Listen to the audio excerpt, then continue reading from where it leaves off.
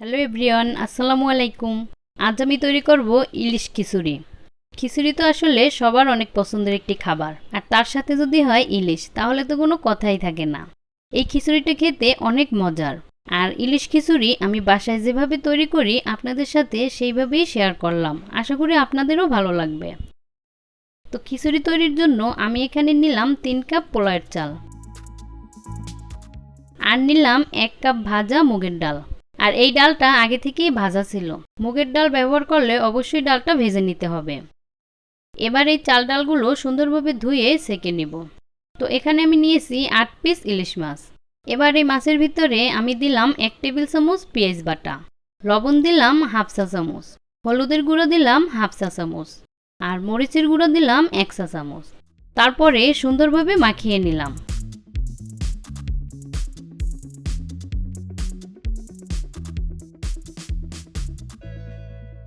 এবার এই মাছগুলোকে আমি ফ্রাই করব, আর তার জন্য চুলায় একটি প্যানে হাফ কাপ পরিমাণ সরিষার তেল দিয়ে দিলাম।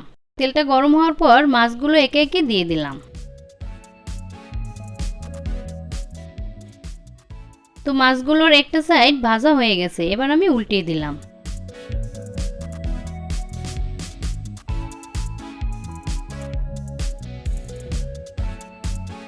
তো উল্টিয়ে দেওয়ার পরে অপর সাইডটাও একটু ভেজে নিলাম।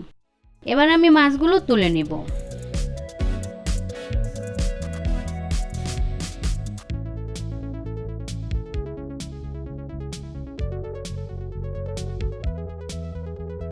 তো এবার অন্য একটি পাত্রে আমি ইলিশ মাছ ভাজা যে তেলটা ছিল সেই তেলটা দিয়ে দিলাম, আর এই তেলটা দিয়েই আমি খিচুড়িটা রান্না করব।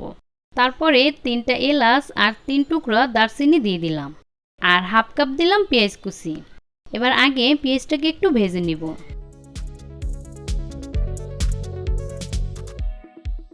তো পেঁয়াজটা একটু ভাজার পর এবার আমি দিলাম 1 টেবিল চামচ বাটা পেঁয়াজ, আর কোয়ার্টার চা চামচ দিলাম হলুদের গুঁড়া, হাফ চা চামচ দিলাম মরিচের গুঁড়া, লবণ দিলাম 3 চা চামচ, তবে লবণটা বুঝে দিতে হবে।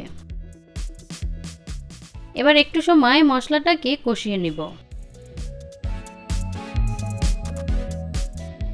তো এবার আমি যে চাল ডালগুলো ধুয়ে রেখেছি সেগুলো দিয়ে দিলাম।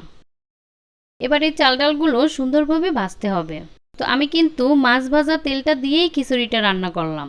তো আপনারাও ইলিশ মাছ ভাজা তেলটা দিয়েই খিচুড়িটা রান্না করার চেষ্টা করবেন, তাতে করে খিচুড়ির প্রত্যেকটা দানায় দানায় ইলিশ মাছের ফ্লেভার পাওয়া যাবে।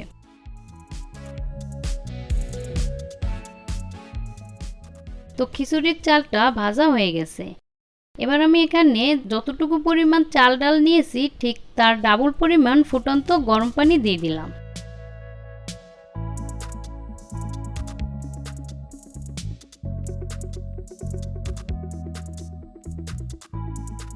তারপরে হাঁড়িটাকে ঢেকে দিলাম। এবার পানিটা শুকিয়ে যাওয়া পর্যন্ত অপেক্ষা করি। আর এই যে পানিটা কিন্তু মোটামুটি শুকিয়ে গেছে।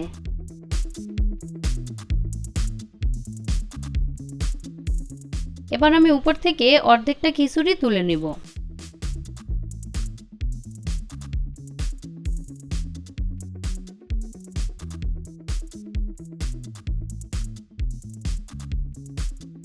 তারপরে ভাজা মাছগুলো সুন্দরভাবে বসিয়ে দিলাম। এবার তুলে রাখা খিচুড়িগুলো আবার এর উপরে দিয়ে দিলাম।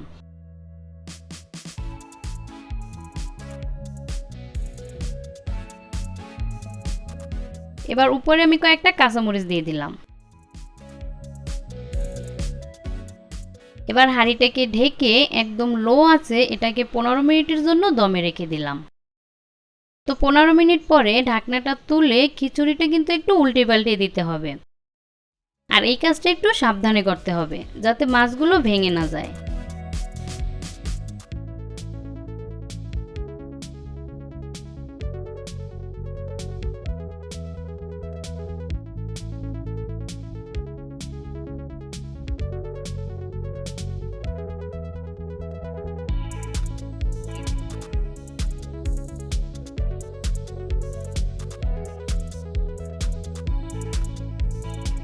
তারপরে এটাকে আবারও ঢেকে 10-15 মিনিটের জন্য দমে রাখতে হবে।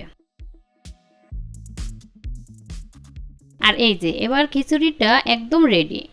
খিচুড়িটা খুব সুন্দরভাবে সিদ্ধ হয়েছে। আর মাছগুলোও দেখুন, একটা মাছও কিন্তু ভেঙে যায়নি। তো এবার আমি পরিবেশন করে দেখাচ্ছি। তো ব্যাস তৈরি হয়ে গেল মজাদার ইলিশ খিচুড়ি। আর এই যে মাছটা একটু দেখুন কতটা সফট হয়েছে। ভেজে নিয়েছি বলে অনেকে ভাবতে পারেন মাছটা শক্ত হয়ে গেছে, কিন্তু মোটেও না। মাছের ভিতরটা দেখুন কতটা সফট, আর খিচুড়িগুলোও একটু দেখুন কতটা ঝুরঝুরে হয়েছে। তো আশা করি আজকের এই ভিডিওটি আপনাদের ভালো লেগেছে। ভালো লাগলে আমার চ্যানেলটিকে অবশ্যই সাবস্ক্রাইব করে দিবেন। আর ভালো থাকবেন সবাই। আল্লাহ হাফেজ।